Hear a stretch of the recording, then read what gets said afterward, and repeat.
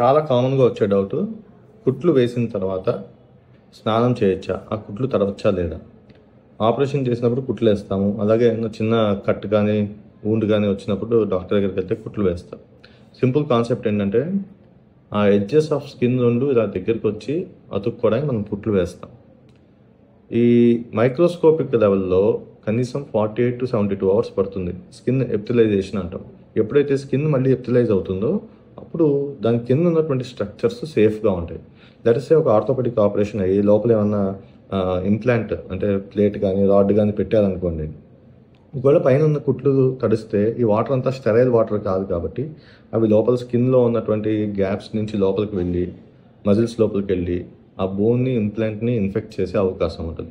ఇలాగే అన్ని ఆపరేషన్‌లకి ఇన్ఫెక్షన్ వచ్చే అవకాశం ఉంటుంది కాబట్టి, అట్‌లీస్ట్ ఫస్ట్ 72 అవర్స్ దాకా చాలా జాగ్రత్తగా కుట్లు తడపకుండా ఉంటాము. అందుకే ఇప్పుడు మేమంతా వాటర్ ప్రూఫ్ డ్రెస్సింగ్స్ వాడుతున్నాం. సో దట్ ఒకవేళ పొరపాటున నీళ్లు పడినా కూడా సేఫ్‌గా మీ వూండ్ ఉంటుంది అనే ఉద్దేశంతోటి.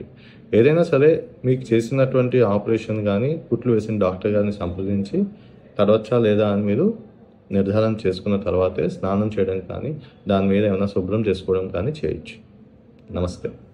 చాలా కామన్‌గా వచ్చే డౌటు. కుట్లు వేసిన తర్వాత స్నానం చేయొచ్చా?